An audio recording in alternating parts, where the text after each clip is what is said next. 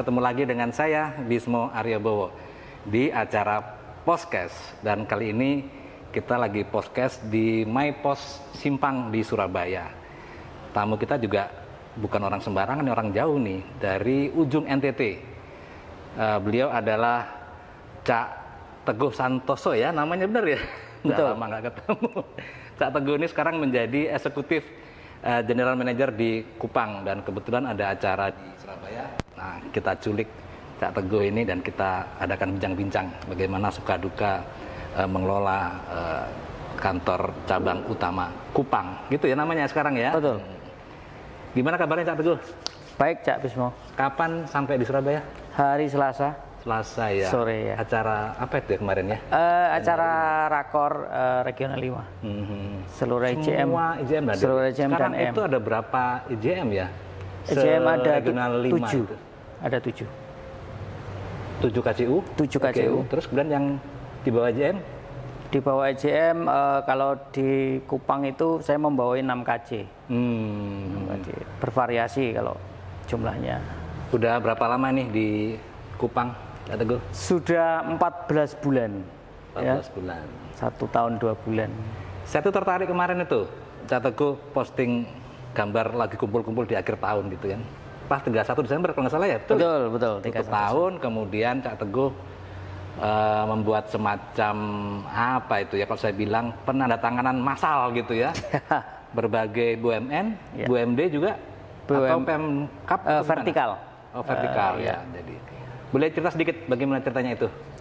Ya, awalnya mungkin ketika kita ada Zoom dengan Bu Ana dan VP Account Management Pak Fajar Kurnianto, kita di absen satu persatu waktu. Sehingga ketika disebut Kupang ternyata ada beberapa BUMN yang belum bekerja sama dengan kita. Sehingga saya akhirnya langsung setelah di absen itu ya akhirnya saya harus mendatangi satu persatu.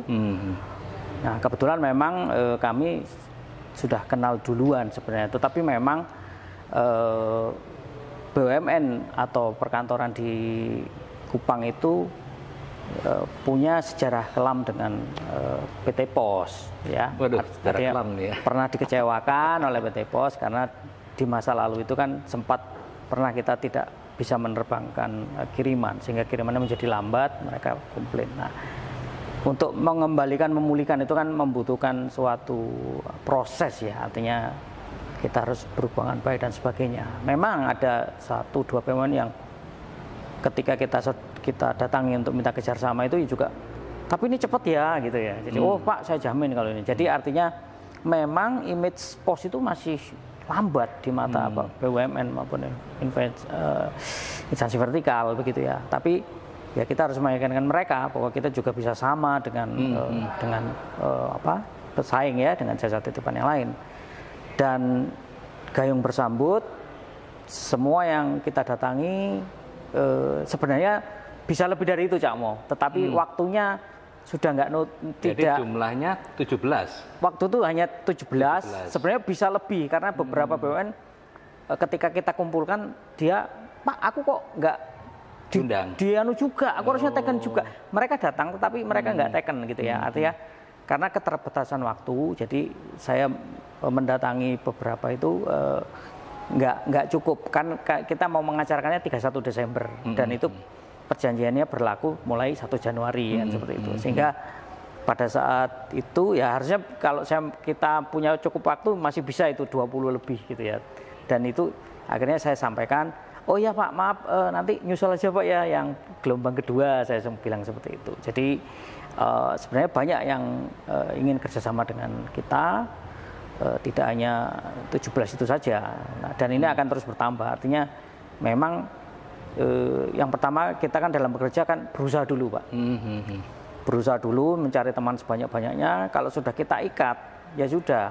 Artinya hasil itu akan mengikuti pasti saya kira. Jadi acara kemarin itu benar-benar kalau untuk diri saya sendiri sih itu bagi saya itu cukup luar biasa buat diri saya sendiri. Artinya masuk rekor muri mungkin ya. Bukan, maksudnya gini, saya dulu jadi KKP itu kan dulu di Ngawi atau macam. Kalau PKS itu kan ya misalnya PT Pos dengan PT apa satu persatu begitu ya, satu-satu saja. Tapi ketika di Kupang ini kok saya bisa mengumpulkan segitu banyak orang dan mereka semua hadir gitu kan, pimpinannya semua hadir gitu kan.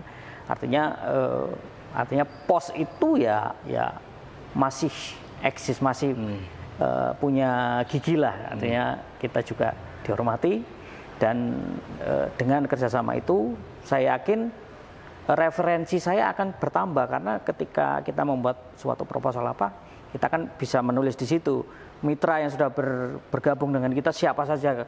Kalau mitranya puluhan kan sangat meyakinkan begitu kan untuk di sebuah proposal seperti itu. Jadi ya itu Cak Mo.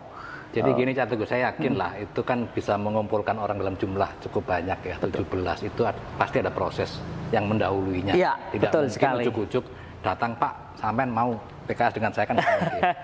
Ya. Saya tahu pasti ada prosesnya dan mungkin saya yakin itu tidak pendek gitu. Ya. Mungkin Cak Teguh bisa agak sedikit flashback ke belakang bagaimana awal muasalnya sehingga akhirnya semua orang tuh seperti oke lah, gampang kita nanti PKS. Nah itu pasti ada cerita prosesnya. Mungkin bisa di flashback sedikit ke belakang. Ya.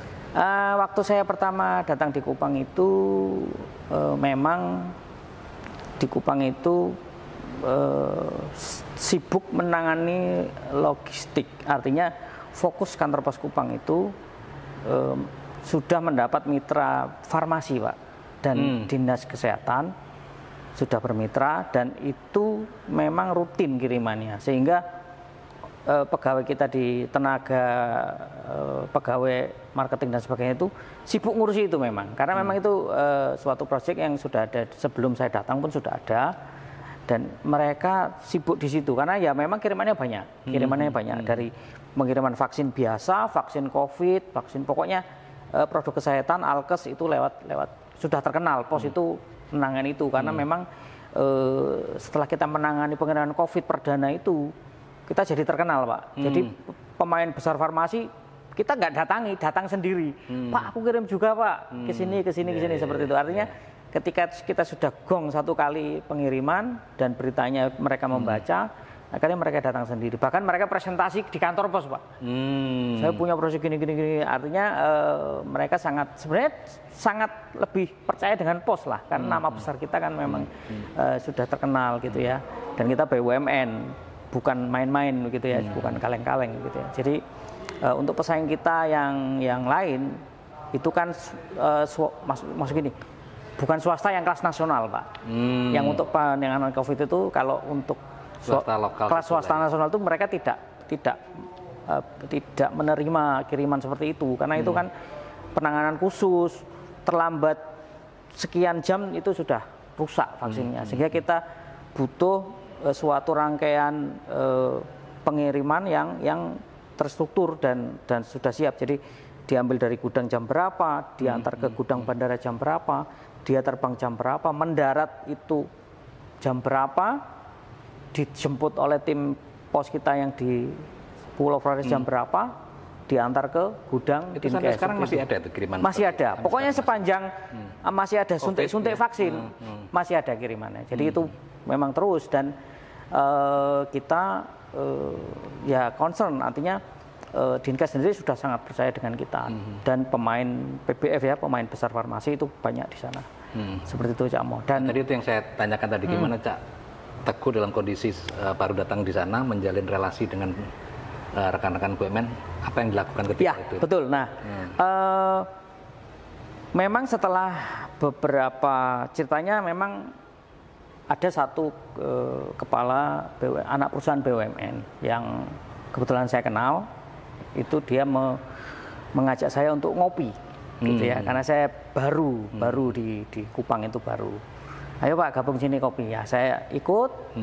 Waktu itu ya hanya beberapa saja, artinya hanya 4 orang 5 orang gitu ya. Jadi kami ingat tuh ngopi di kantinnya Airnav, itu ada di bandara, di kantor Airnav, itu dengan Airnav dengan direkturnya GM-nya Angkasa Pura dengan kepala BMKG karena memang di situ lingkungan mereka seperti itu ya, kita ngobrol di situ. Terus akhirnya itu BUMN di seputaran bandara lah gitu. Seputaran bandara, betul. Nah, setelah itu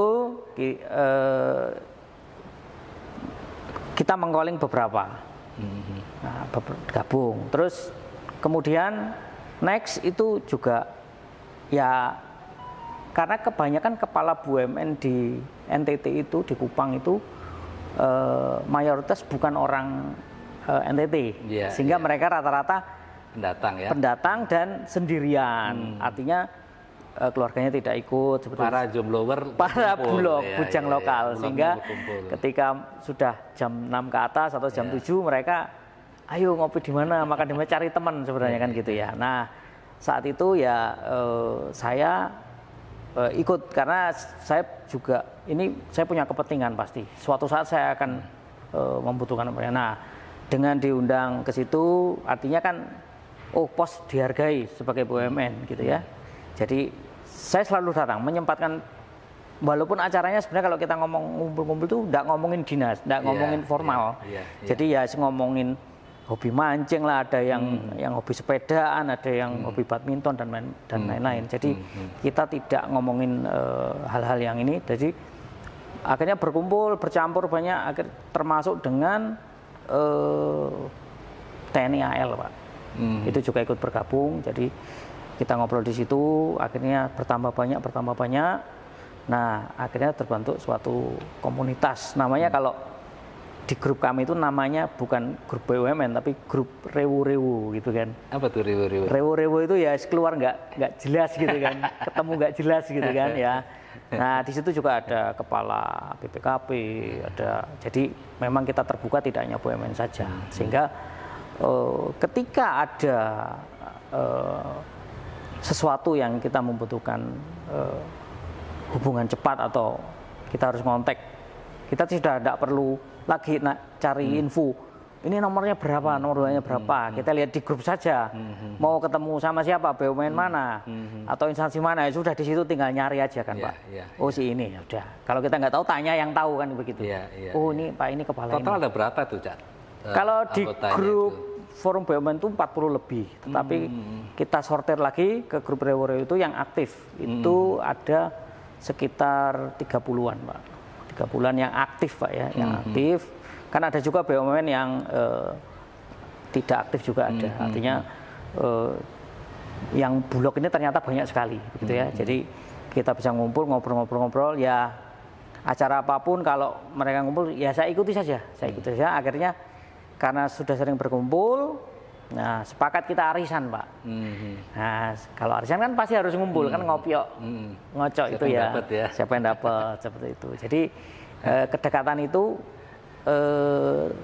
beberapa bulan, saya memang bergabungnya mungkin baru bulan-bulan Juni Pak ya. Juni Juli itu baru saya bergabung. Jadi setelah 6 bulan saya baru menemukan komunitas itu. Nah setelah itu saya mulai mencari tahu di situ kan. Jadi pengiriman yang ini apa pakai pakai kompetitor gitu ya. Ini pakai apa? Pakai kompetitor semua. Jadi saya itu ya ampun kok nggak ada yang pakai apa, sedih saya itu gitu ya. Artinya wah larek. Terus saya nanya ke salah satu, Pak, oh nggak pakai posi gitu ya. Anu Pak, saya pernah, tapi teman-teman pada dulu banyak yang terlambat, banyak komplain. Nah, saya tanya, Pak, itu kapan Pak ya? Dijelaskan. Oh, ternyata itu memang waktu saat itu. Pas periode itu ya. Pas periode kita tidak menerbangkan itu ya, tahun berapa itu? Mungkin 2 tahun yang lalu atau itu. Jadi, saya akhirnya, enggak Pak, sekarang sudah cepat pos itu.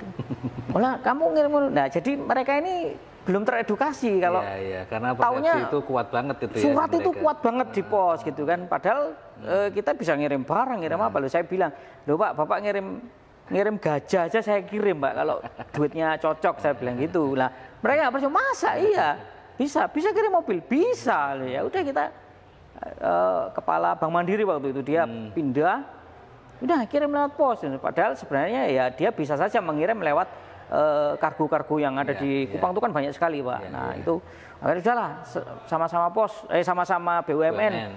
Sudah lewat sinergi BUMN tadi ya. Akhirnya setelah kita kirim berhasil, dia senang, ya akhirnya ketularan yang lain Pak. Gitu ya. Artinya ada pimpinan yang pindah, dia butuh mengirim barangnya apa segala macam, akhirnya udah lewat pos saja seperti itu. Sehingga pos itu juga ternyata nggak hanya surat ya. Gitu. Nah itu yang memang harus kita edukasi lagi Pak, karena ternyata memang di masyarakat itu kita hanya Pak Pos kirim surat, bisa kirim paket toh lah, itu kan saya tersinggung sebagai orang pos begitu ya. Artinya setelah ada yang berhasil kita kirim dalam bentuk besar, terus kita juga cerita loh, jangan kan mobil Pak, vaksin aja saya kirim kok. Nah, akhirnya mereka yakin, akhirnya kiriman banyak yang dilewatkan kita seperti itu. Jadi memang butuh proses untuk saling mengenal dulu, untuk membangun kepercayaan gitu Cak mungkin ya. Iya. Jadi ketika saya harus datang ke mereka pun, tetapi karena sudah kenal, memang jadi bahasanya berbeda. Nah, jadi waktu setelah ditegur Pak Fajar itu, Pak Fajar Kurnianto, saya langsung, wah ini siapa yang saya harus tanya. Akhirnya waktu itu ide untuk mengumpulan mereka dan PKS bersama itu dari siapa? Dari saya sendiri. Jadi karena ternyata banyak yang belum ber-PKS dengan kita. Saya datangi satu persatu, dan karena waktunya sudah mepet dengan 31 Desember ya saya jelaskan juga, Pak nanti tanda tangannya di TVRI. Kebetulan kepala TVRI itu nah kenapa itu kok di TVRI? Jadi TVRI itu juga saya datangi gitu. Nah, saya datangi, kebetulan dia sangat bagus ini nanti untuk liputan lokal bahasanya gitu. Jadi dia punya kepentingan juga, dan dia juga ada kiriman ternyata. Jadi dia itu kadang ya tidak hanya dokumen, tapi ada alat-alat TVRI yang dulu dikirim ke daerah seperti itu. Nah, Mas mau tempat di mana gitu kan? Kalau di kantor pos kurang luas Pak. Nah, TVRI kan punya tempat yang cukup luas. Jadi waktu itu dia menawarkan, nah di sini aja gimana? Jadi masuk berita lokal juga ketika itu ya? Iya, ketika itu masuk berita lokal. Jadi sudah di TVRI aja. Nah, jadi TVRI termasuk yang bekerja sama dengan kita. Sebelumnya juga memakai lain. Jadi yang 14 itu total baru, dan sebelumnya menggunakan kompetitor. Jadi itu langsung berpindah, dan kita mendekati, sudah kenal, itu bahasanya sudah bukan kita menawarkan produk, Pak punya kita cepat, enggak, sudah bahasanya sudah cuman Pak ini kan belum berpakai dengan kantor pos, jadi ya karena teman saya bilang saya ini harus tutup target Pak, seperti itu. Artinya kita memakai bahasa-bahasa yang bahasa teman, sehingga dia iya kenapa ya saya bantu dong closing perjanjian kerjasama Pak untuk Januari. Oh iya biasanya pakai apa? Pakai ini. Oh ya wes pakai pos aja. Ya wes. Nah ini begitu masuk tahun 2022 kan pasti sudah ada yang memulai ya. Oh sudah. Dari 17 tadi. Iya sudah ada. Jadi sudah banyak yang mengirim, dan ternyata saya juga terkejut di situ karena ternyata tidak hanya dokumen atau barang-barang kecil saja, barang besar juga banyak. Jadi pengiriman misalnya kalau bank itu kan ada mesin EDC, ada mesin penghitung uang gitu ya.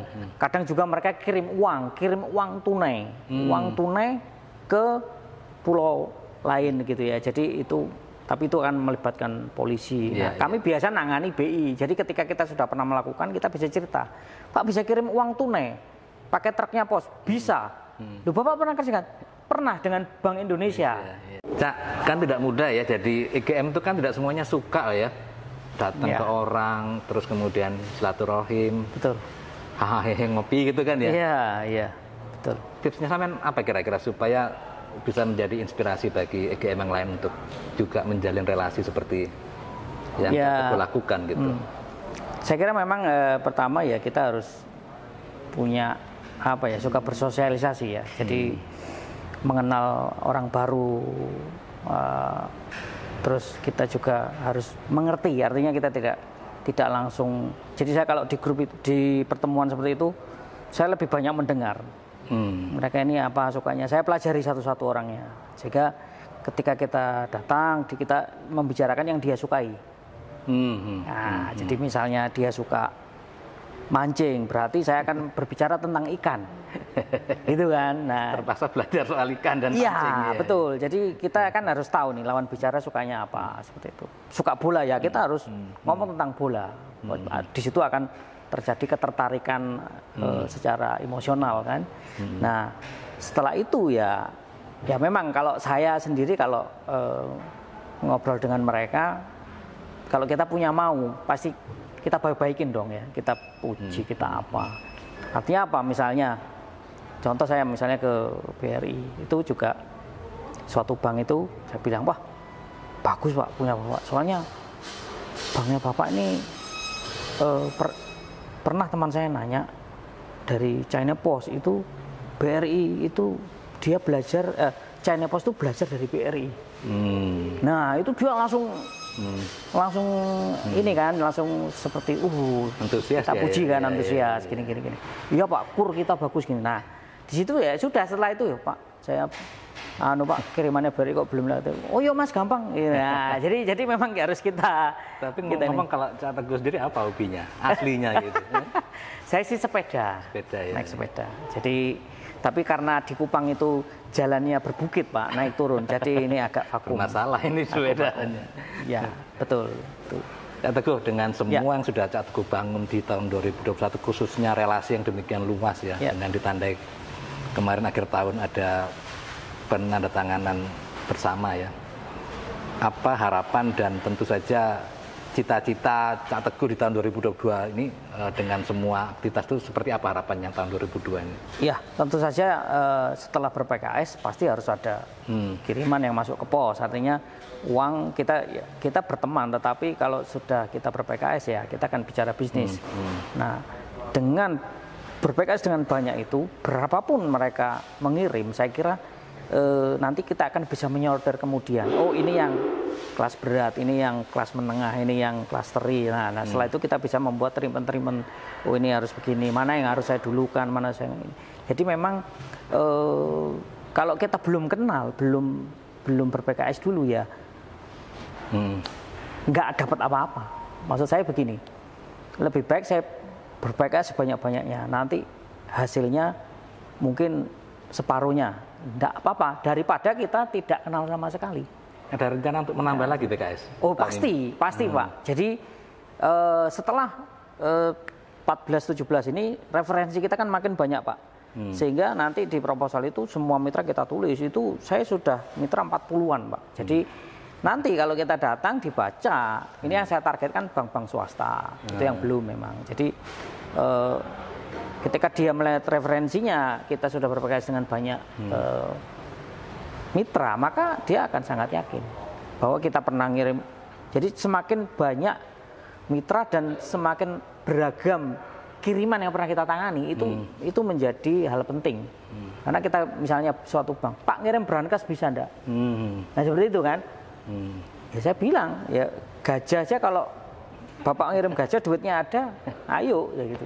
Nah, hal-hal seperti itu yang mungkin kadang-kadang kita sebagai IGM atau KKP atau EM itu kan memiliki keterbatasan, Pak. Maksudnya gini, kalau dia ngirim brankas aku ngangkutnya pakai opo, kan seperti itu. Nah, memang di balik itu kita juga harus siap dengan misalnya punya vendor ini, punya vendor ini. Nah, itu yang paling penting, sehingga ketika dia ngirim ini, saya bisa pakai ini.